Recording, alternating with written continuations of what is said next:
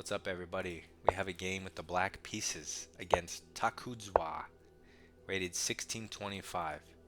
He opens up with this weird knight in front of the c pawn, queen's pawn opening. Not sure what this is.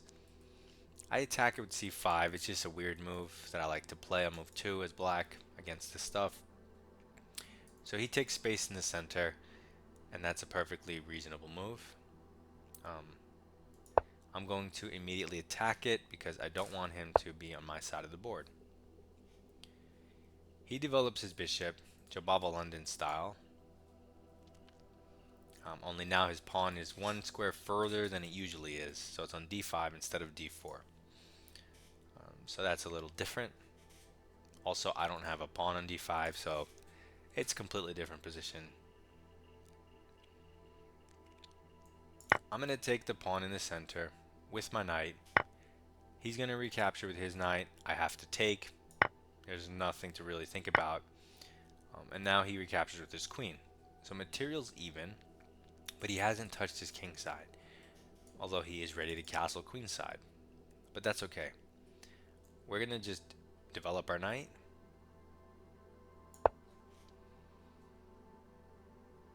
Maybe he'll castle queen side.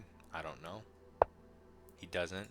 Instead, he goes e4, puts a pawn in the center, opens up his light square bishop, and now it's our turn.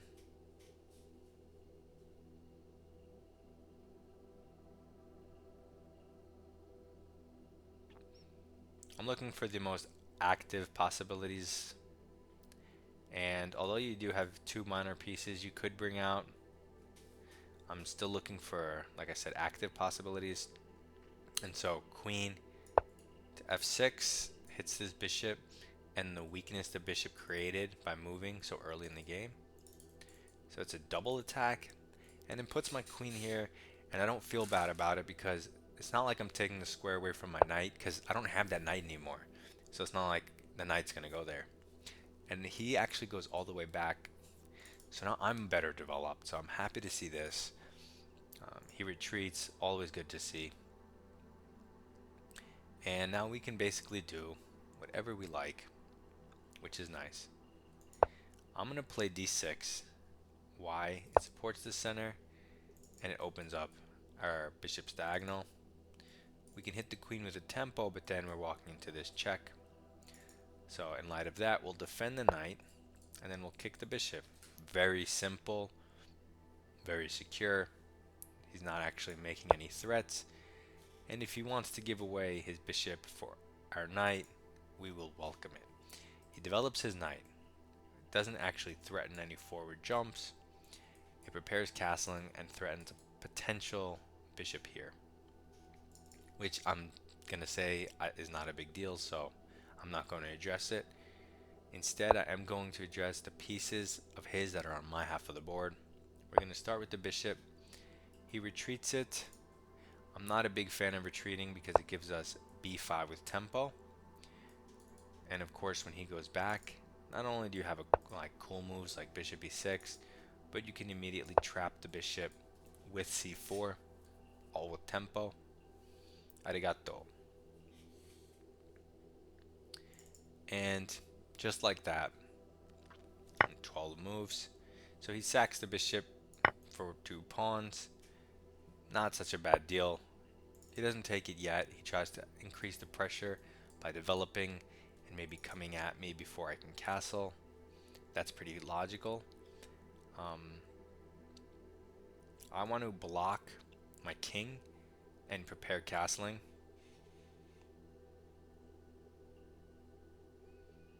The one thing is my rook's undefended, so here, queen here, takes. Nah, I'm fine. I'm fine. And once I'm castled, I'm just up a piece. So he does go here, but I thought I could just go here. And now maybe he doesn't even get to get the second pawn that he could have gotten earlier for the piece. And it looks like, I mean, he hit my queen, but at the end of the day, maybe he's just initiating trades, which he shouldn't want. So you can't take with the knight because that hangs the rook. You can take with the king or the queen. I want to keep the pressure on the queen since I'm up material. So I'm going to take with the king, not letting him take back a second pawn. It does look weird, but again, I'm pressuring his queen. If we trade queens, you can say it's an endgame. So king e7 is not crazy in an endgame. He denies the queen shed, which makes a lot of sense, and threatens this. I kind of have to go here, protecting. I'm not really going to take the b pawn, but it looks like a double threat. At the very least, I have to protect myself. And now he goes back. I do want to play this, but the knight's hanging, so we could go here, but that's just a repetition. We're up a piece. No repetition when you're up a piece. And we could move our knight now. That's a consideration because our rook's protected. So if we did something like this, we are threatening kind of this square. We could develop a rook, but not really sure what the rooks are going to be doing right now. I want to get rid of the queen situation. Am I walking into anything? Here, knight here, rook here. I'm going to go for it. It does give him this square, but I'm not entirely sure that that's good for him. Now I can kick the queen from different squares. If he takes the, well, he can't take the pawn now, but at any point there's that skewer. It's a weird looking position that's like for my eyes to look at. He goes this way, which pressures the pawn, I suppose. Looks a little weird though. I wonder which way is better for my, I guess if I go this way, I mean, and he goes here, I can win his, oh no, because he can take this way. That's pretty genius. Also, this move kind of forces this maybe, which is very interesting. It does open his rooks, but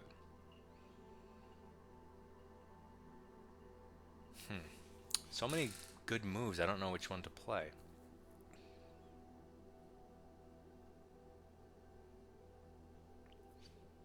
It's a very misleading position.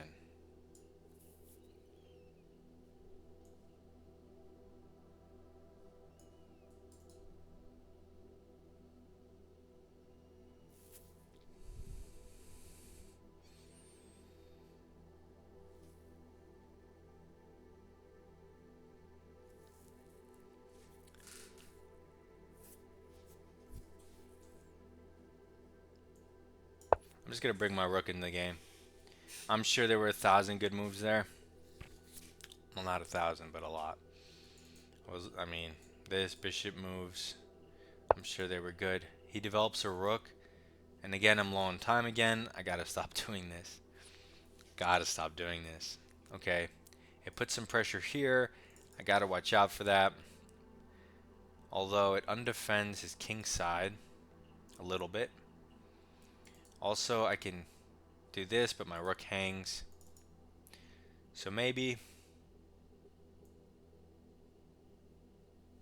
well, if I go here now and he takes, I'm still not threatening anything. Let's activate this because our own pawn, our a6 pawn, is in the way. So we want to throw it off the board. We can't. So we remove this, which hangs in lots of lines, and put it on an active thing. That makes a lot of sense. And we're up a piece, so he's trying everything, but at the end of the day, I'm going to get my trade in one way or another. His queen is almost boxed. He goes here, which defends the pawn, and if here, he can take. And again, well, that's trades, would be kind of good for me. But let's see. Now I could go here My rook's not hanging. He has to go queen back. Again, this check would work if he didn't have his knight. How do I get rid of his knight? Here, here, here, here, here. But that ruins the construction I have. And then his queen's not trapped, so.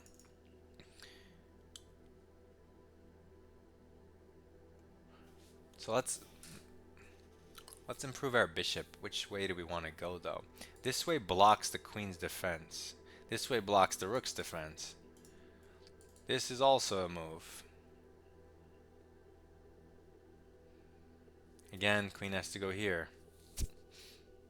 I'm not sure of the differences. I'm just gonna go here. It looks like the more natural move, supported by a pawn, can transfer over to the king side for some cheeky business. Now if I put the bishop here, it's not blocking the rook connection to the c-pawn. He can't really kick it because of en passant. The knight's covering the squares, so I don't know. I don't know what my plan is, but I'm running out of time. My plan is to not lose on time. I guess worst case scenario, just trade the rooks and activate my rook by taking. He has to go here.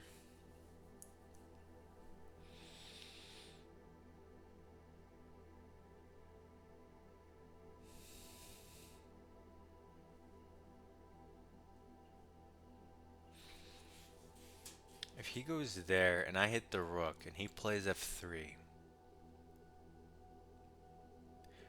and I take it and he takes it, I go check, he goes over.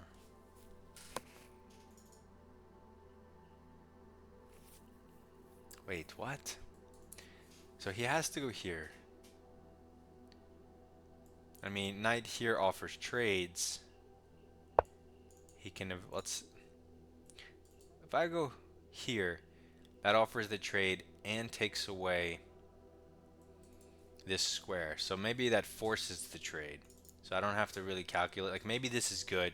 Maybe it works. Maybe you can sack because of this discovered check at some point. But I'm up a piece. I'm down to a minute.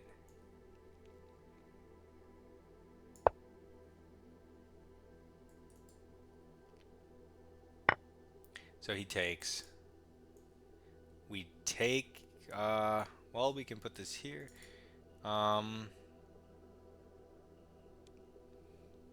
We can take with the pawn even. Alright. I'm sure you could take with the pawn and solidify your center in a weird way, but I'm just going to keep it natural. Bring back the knight because it comes with some pressure, ready-made pressure. He goes here so I can't push, but that's fine with me. I don't mind seeing that. I'm just going to go for a quick pressure cooker. Maybe he'll defend this way. I don't know. I just have to come up with something so I don't run out of time. I guess I can try to launch this guy up a little bit. I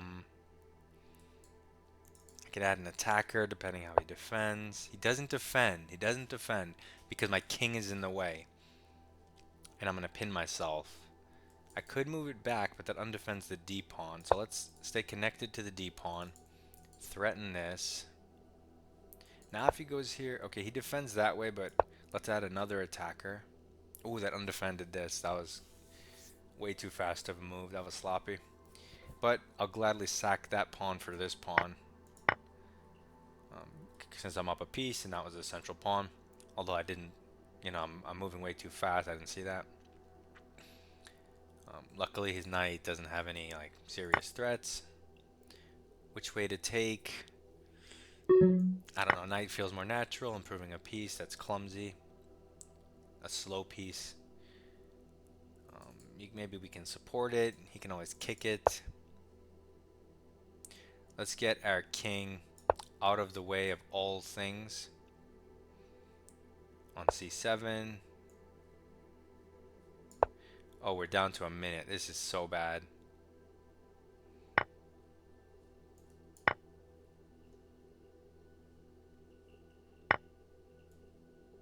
This is so bad. If we trade all the pawns, we need a pawn to win. I need to start thinking, but I have no time. So maybe here. No, I'll just push my pawn for now.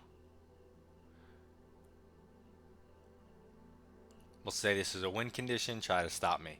It's supported by a lot of stuff. I'm not really sure how he stops it, so I guess I have the time to move my knight here and then go here.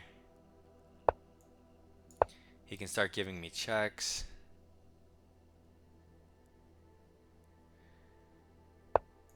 But now I attack the rook. He can win a pawn. I deliver check. I attack the knight. So it can't, like if I push the pawn, he can sack for it. If I attack the knight first, I stop the check. And if he moves, now I could push and he can't sack. I don't know if it works because I have no time to calculate, but that's the concept. Now, move per move basis, I have no idea. Take here. Yeah, that doesn't work. You see, he has this counter threat, and now he can sack again. But again, whatever, he can sack.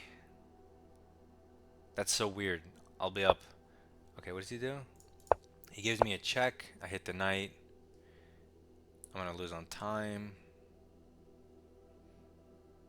I need to push the pawn.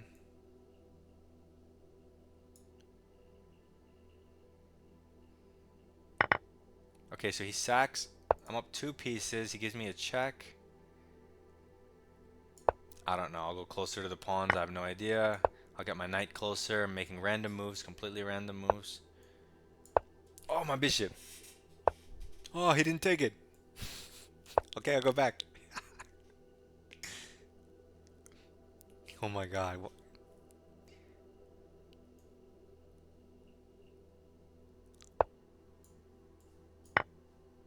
Thank you. I need his rook. I need his rook. Otherwise, I'm going to lose on time.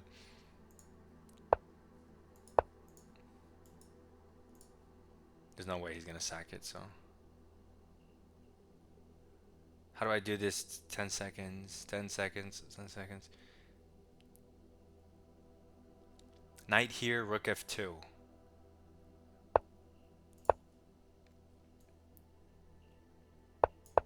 Now he has no check.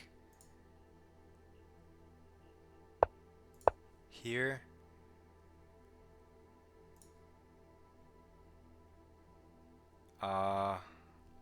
Which way? Knight to which side?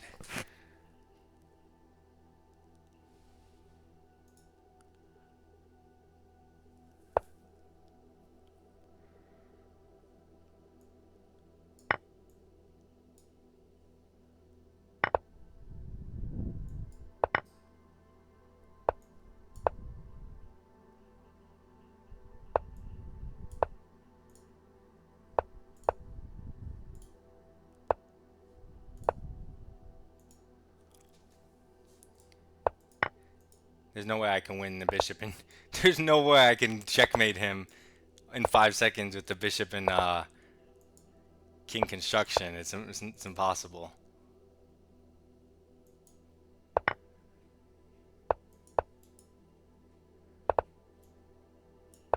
I don't even know how to do it, to be honest.